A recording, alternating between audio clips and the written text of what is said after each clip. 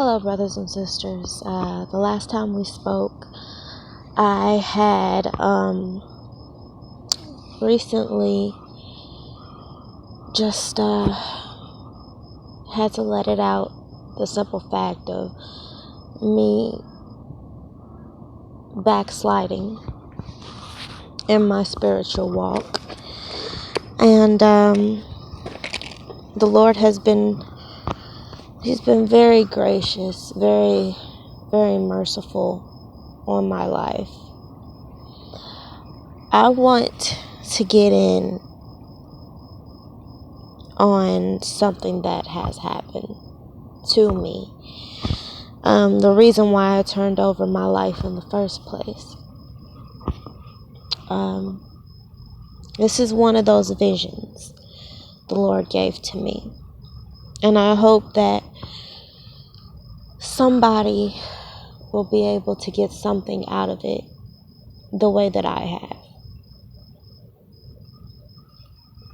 This is called God's fight with Satan over my soul. And they're still fighting. They're still fighting. I feel it. Ever since I got that disconnection, I can feel the tug now. The spiritual tug. And, it's just a war. It's just a battle. And I'm going to hand it over to Jesus like I need to. So let's get started. I had a day off of work. So me and my husband decided to spend time together. Because we haven't been able to spend time together since I started a new job. We decided to smoke in our van. Our van is a 1994 Ford with a bed in the back. We were only able to stay for a short amount of time. Now, this is what we thought. This is what we thought. This is what we planned. We only knew that we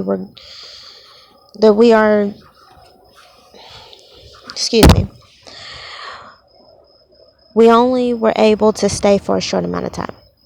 Now, we knew that we were doing what we were doing. We knew what we were doing. We weren't planning on being gone for too long. We sat in the van. I had just bought a bong, and I painted it with fingernail polish. Now, I didn't smoke like I used to when I was a teenager, but there was a spiritual pull for me to do it. Even me buying a bong was like I was getting ready to do something great. I was excited. I was happy about it, and it was so weird because I hadn't smoked in so long, and when I did smoke, it was extreme for me. I didn't too much care for it. I was excited for something to pass. When we sat in this van, my husband and we started talking while passing this bong around. And my husband is talking to me, and we both basically made out a plan for when I started to go a little crazy and start going into myself, that he would start talking to me and he would, try to help me out of it.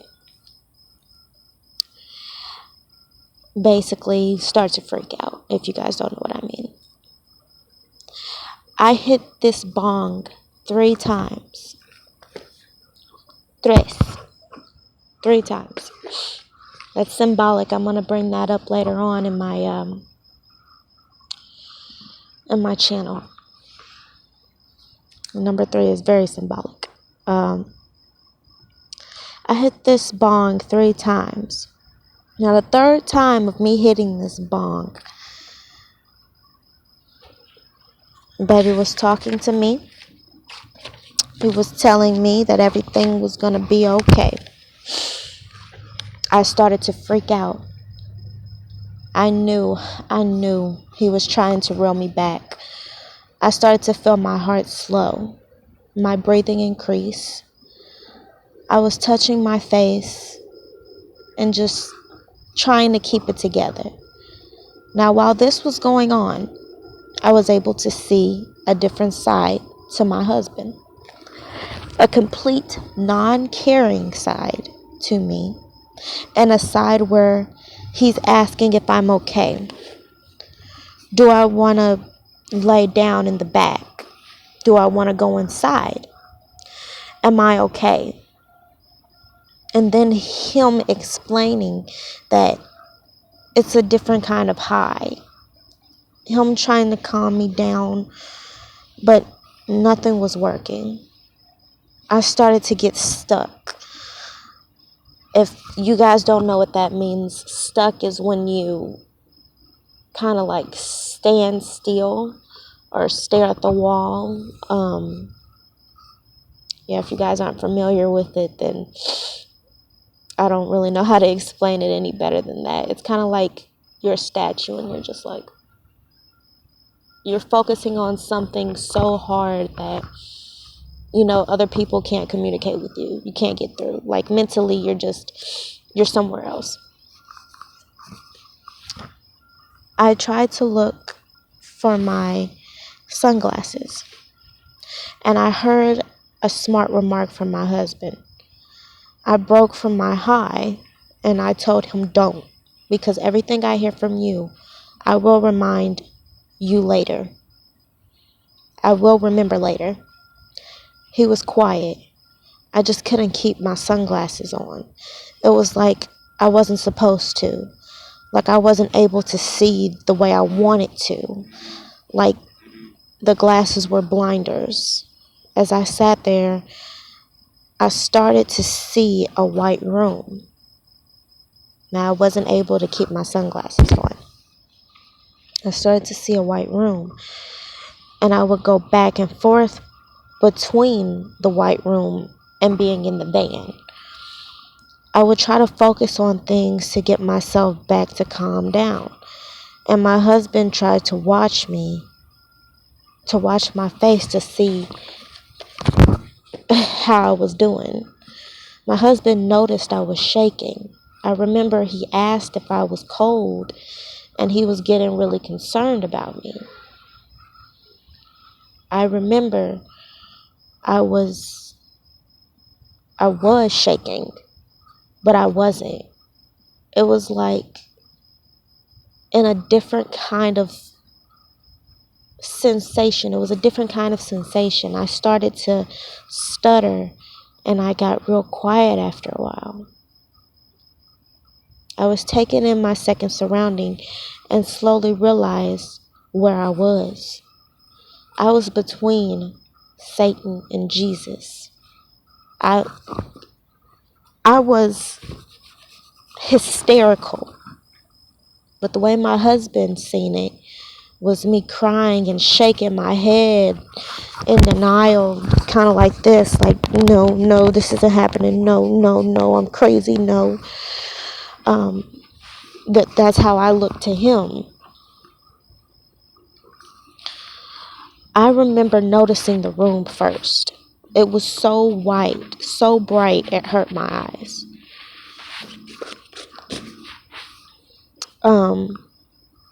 But there was nothing in sight, nothing as far as the eye could see. I was able to fix my vision like a camera, 20/20 vision. It was able to go up and go down like a real Hollywood movie camera.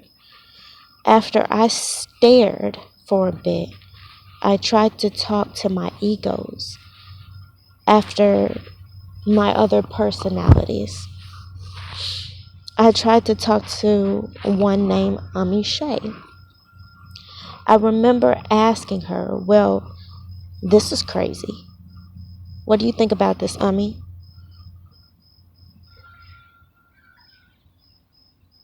But I was met with nothing.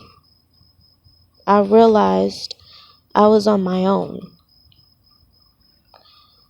And I was met by silence, uncomfortable silence again. I remember telling my husband that I felt like I was being pulled both ways. I started to lean like this. Satan, Jesus, Satan, Jesus, like it was a spiritual pull.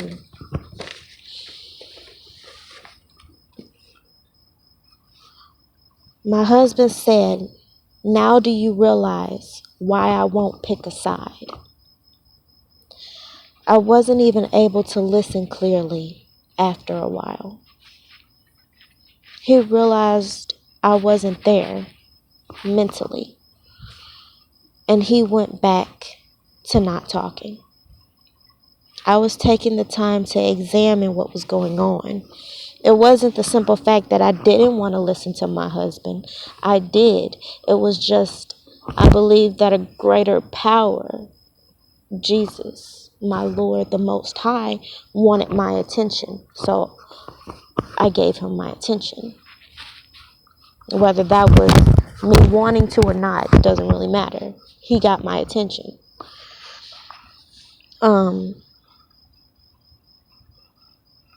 I was taking the time to examine what was going on in that time. My husband went in,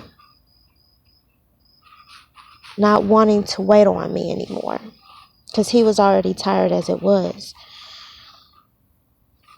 Though the voice and his demeanor changing, I thought it was best. When he left, I went back in my vision, and I was able to think clear. I watched their faces. They were staring each other down like they were waiting on one another to move. I want to say that every now and again they would both glance down at me, either together or one by one. It was like they were having a conversation with their minds just by staring at each other. They were literally staring at each other like this, like kind of like they were thinking to each other, "I'm waiting for you to make a move." Like, as soon as my father says something, you going down type mess. It was nerve-wracking.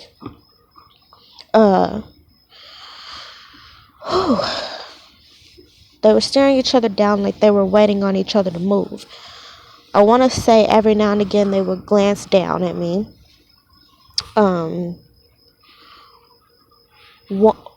Or one by one would glance down every now and again.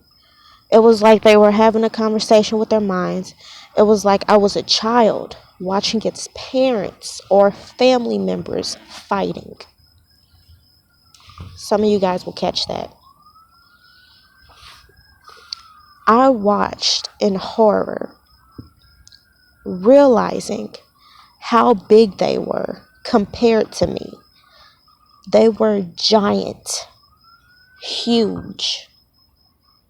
Satan stood out to me because of how deep blood red his skin was.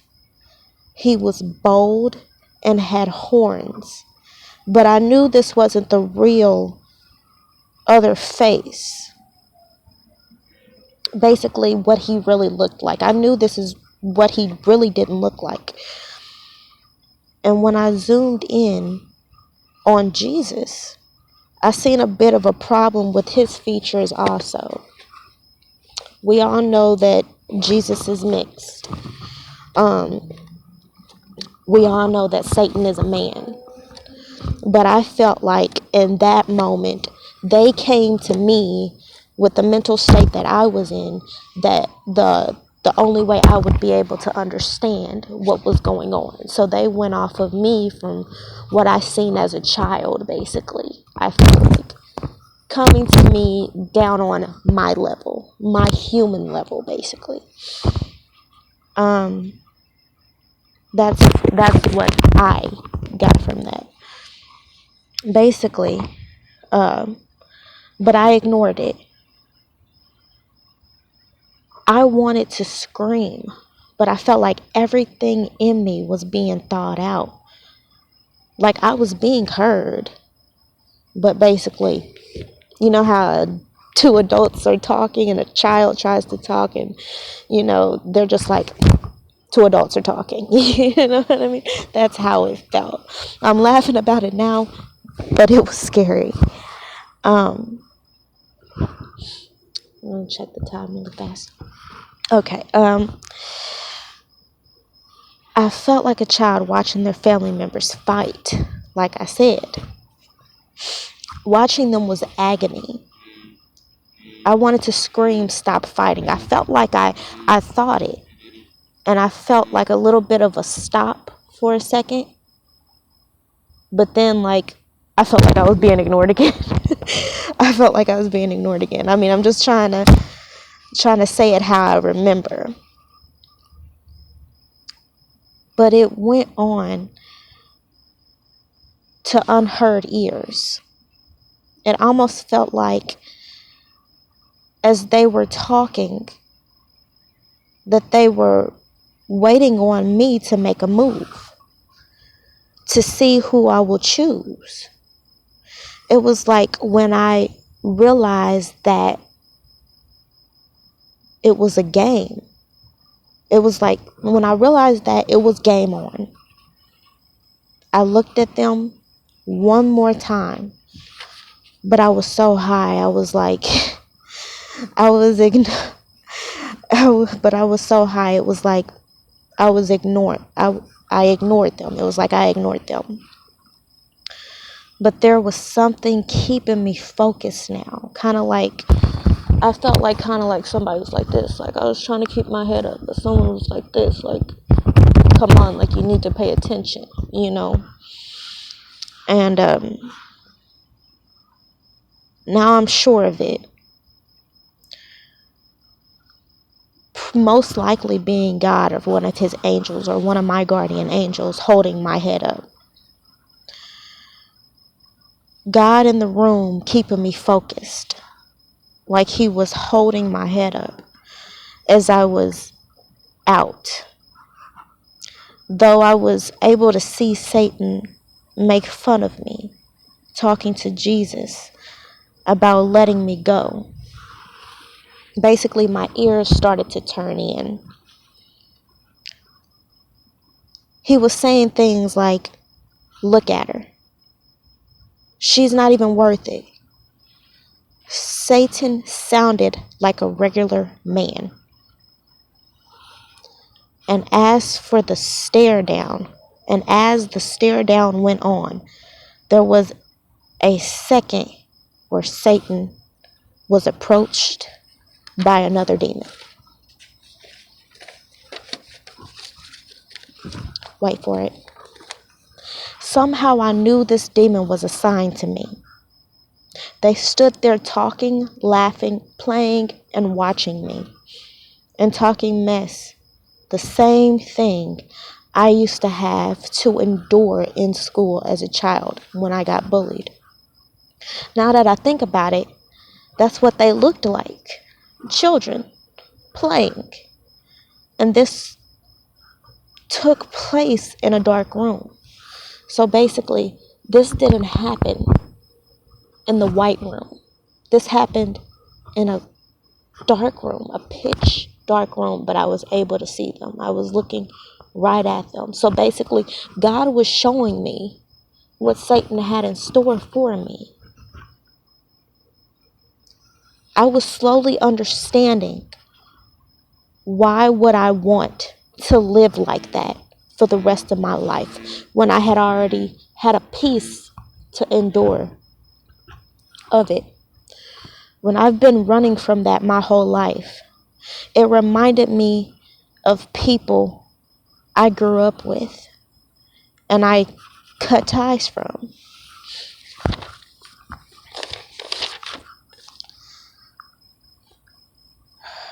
Ooh.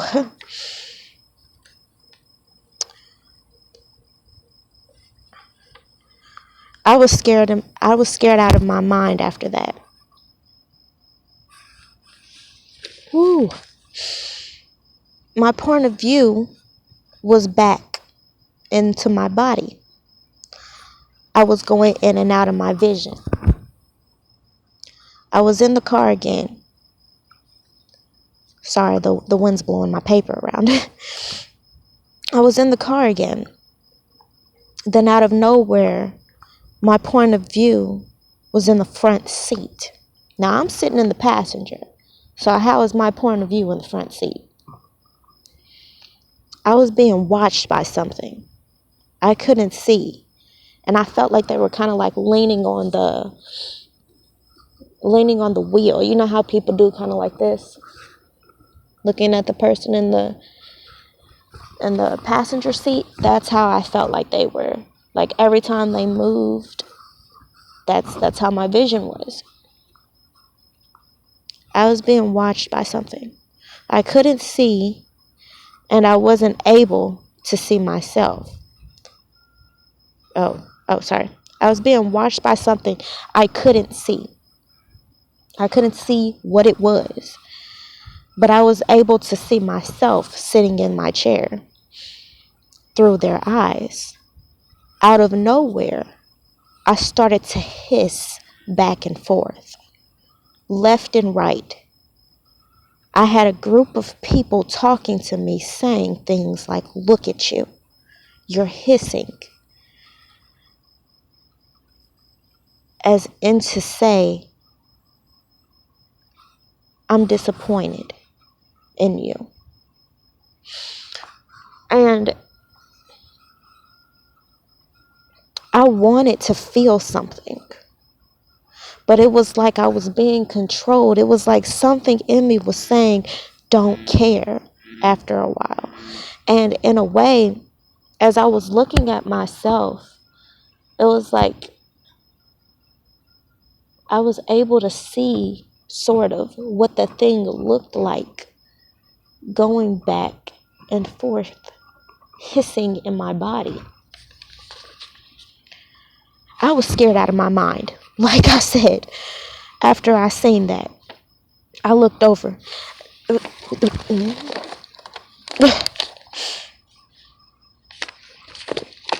I went back into my vision after that. I was scared out of my mind after I seen that. I looked over to Jesus. Seeing his face did not change. As in basically, for a second, I wasn't even thinking about Satan. Who cared? Who cares? Who cared at that moment and who cares now? I looked over to Jesus. Seeing his face and light never changed. He didn't mock me. He didn't care. I crawled to my knees, so scared. I was already on my knees, but I crawled over to him on my knees. I was nervous. I fell a few times trying to get to him. I'm not gonna lie. You know how babies do that little crawl thing and they end up falling so many times? That's how I was. Like that crawl run, that's exactly what I was doing. I was so scared. I was so frantic. I looked so broken.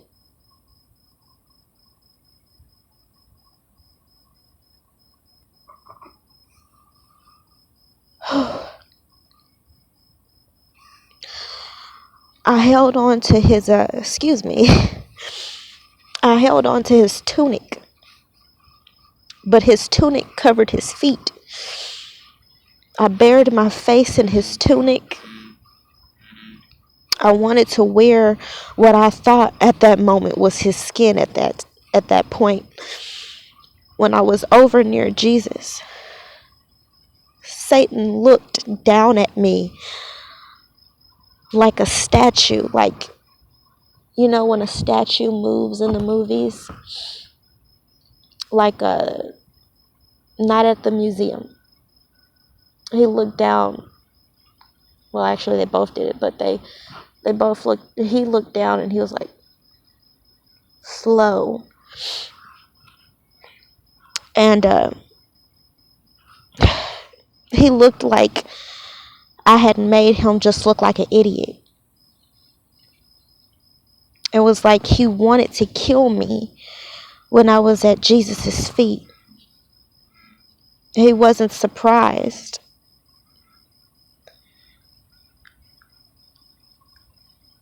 Oh, I'm sorry.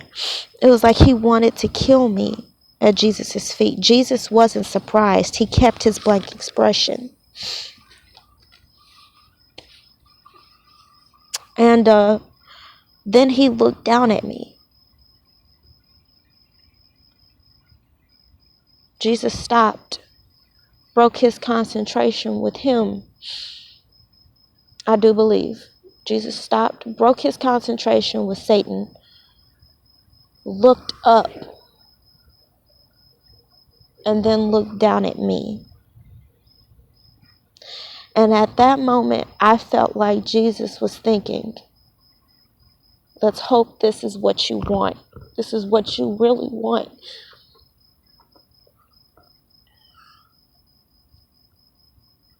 And after that, I was back in the van. And I was frantic in my head. I looked back and left and right, and I was like, what? You know, like trying to reason with myself with what just happened. And you can't fake that. You can't fake that feeling of that. And even now I feel so raw with so much emotion, because I'm just like, I picked sides that night. Well, that morning, because it was early in the morning.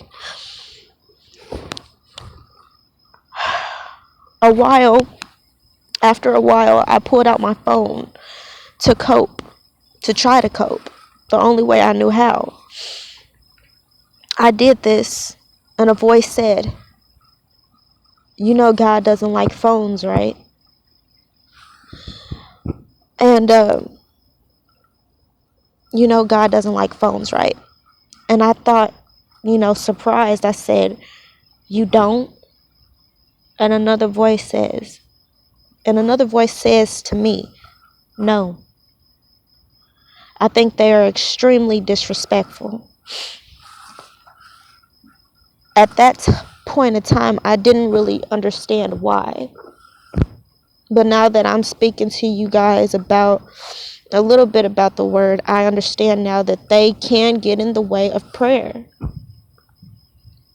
And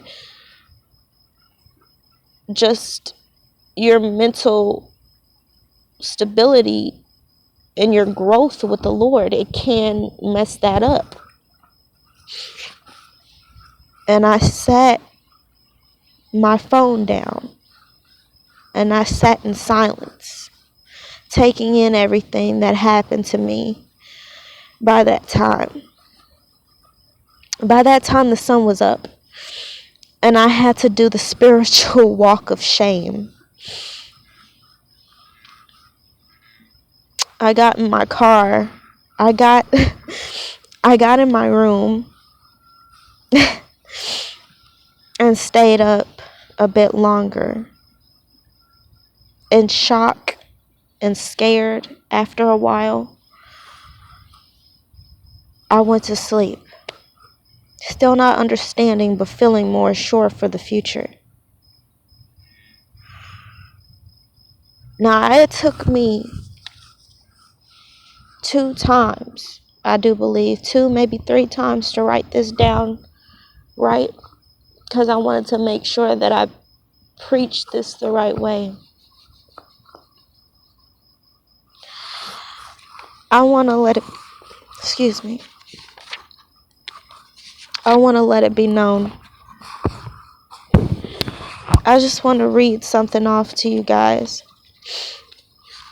and then I'll end this. Accepting Christ is the only way. Repent, worship, humble yourself.